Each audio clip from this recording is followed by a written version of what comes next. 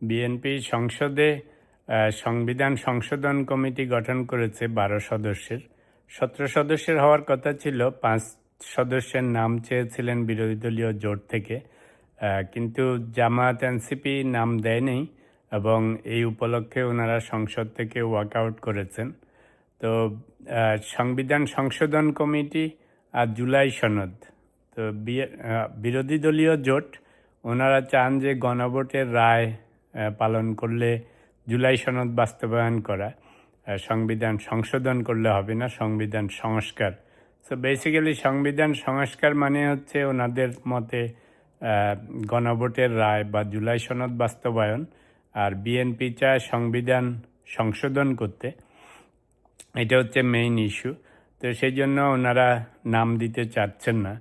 তো একটু ব্যাকগ্রাউন্ড হচ্ছে যে জুলাই সনদ, আবার জুলাই সনদ বাস্তবায়ন আদেশ, সাথে গণভোট।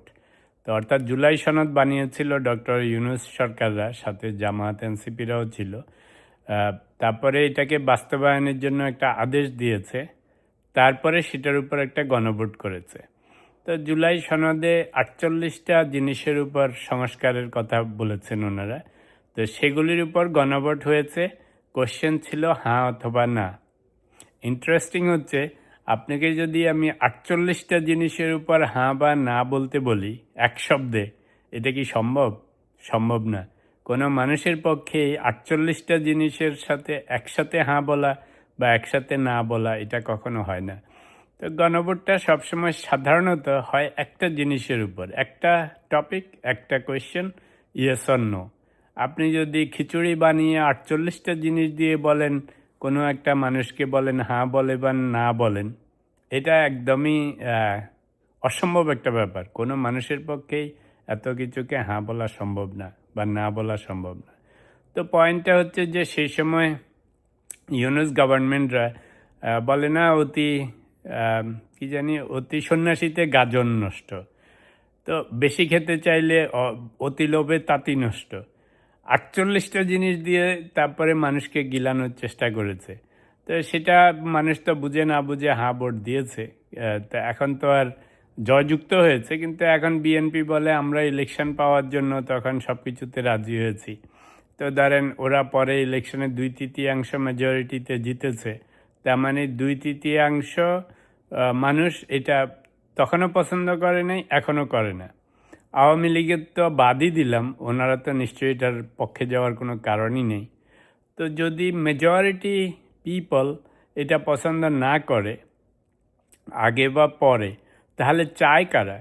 চায় হইল এনসিপি এবং জামাত। তো এনসিপি জামাত জিন্দিগিতে ক্ষমতাও ছিল না, মেজরিটি পিপলকে রিপ্রেজেন্টও করে না, তখনও করে নাই, এখনও করে না। তা আপনি মাইনরিটি পিপল যদি আপনি পুশ করেন বড় রকমের চেঞ্জ আনার জন্য, যেখানে মেজরিটি পার্টিগুলি বা মেজরিটি পপুলেশন মোটে সেটার সাথেও নাই, তো তাহলে কেমন করে হবে?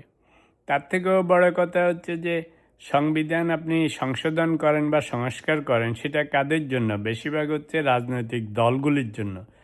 তো এই জুলাই সনদ যদি পড়ে দেখেন, আগেও বলেছিলাম, জুলাই সনদে একটা প্রভিশন বা ক্লজ আছে যে এই জুলাই সনদ সাইন হওয়ার পরে, ইমিডিয়েটলি পরে যে ইলেকশনটা হবে, সেখানে রাজনৈতিক দলগুলিকে ওই যে নমিনেশন দেয়, সেখানে 10% করে নমিনেশন দেওয়ার কথা ছিল মহিলাদের, এটা বাধ্যতামূলক, এবং এটা এই ইলেকশনেই প্রযোজ্য হওয়ার কথা ছিল জুলাই সনদ অনুসারে।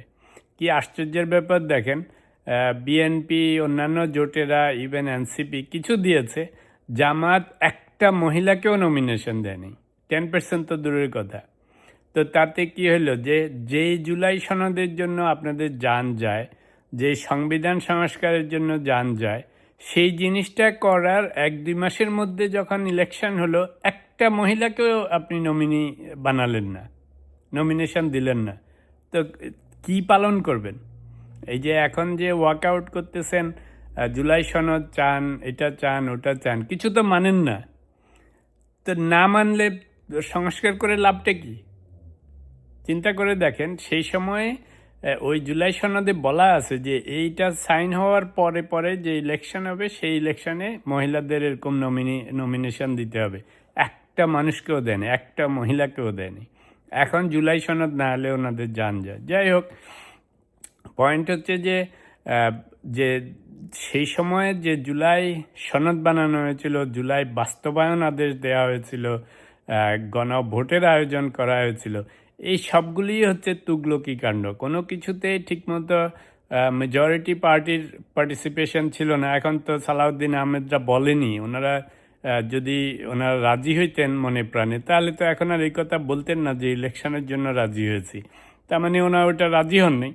আর এই 48টা প্রভিশনকে জুলাই সনদের একটা বই দিয়ে মানুষে বলছে যে হ্যাঁ বা না বলেন 48টা জিনিস চেঞ্জ করতে রাজি আছেন কিনা।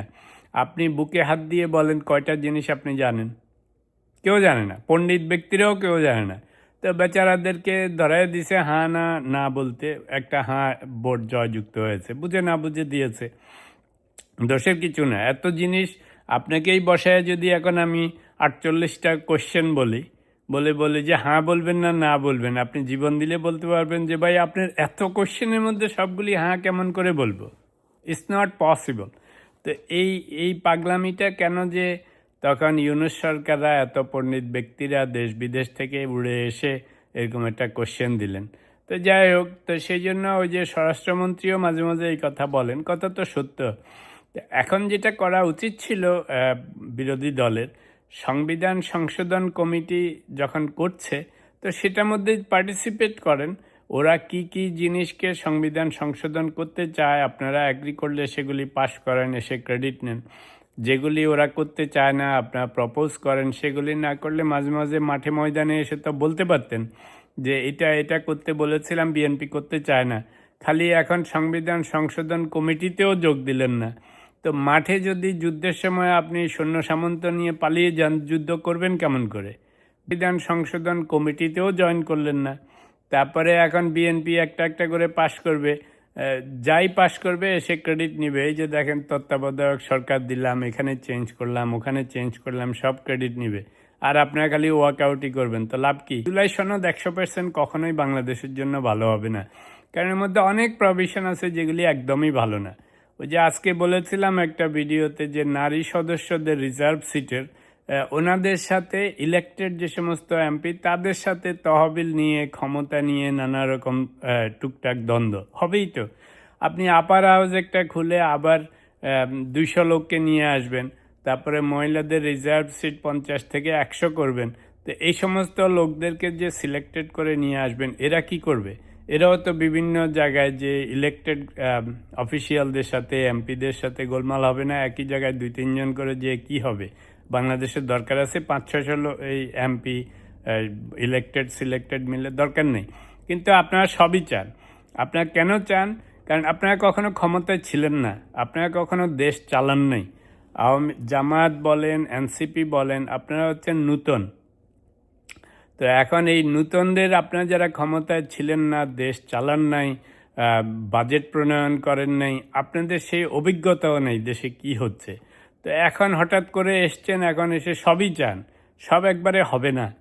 এখন ওরা যা করতেছে সেগুলির সাথে মিলেমিশে সংবিধান কিছুটা সংশোধন করেন, পরবর্তীকালে যদি আপনারাও একসময় ক্ষমতায় যেতে পারেন তখন করেন। এখন বিএনপি 2/3 মেজরিটিতে আসছে, ওরা তো কিছু করবেই। আপনি বিরোধী দলে আসছেন, এখন আপনারা কত শক্ত শক্ত কথা বলতেছেন না, অথচ গত টার্ম পর্যন্ত আপনারা তো সরকারিতেও ছিলেন না, বিরোধীতেও ছিলেন না, আপনারা ছিলেন 3 নম্বরের মতো। তো তখন তো আপনাদের কথারে কেউ পাত্তাও দিত না।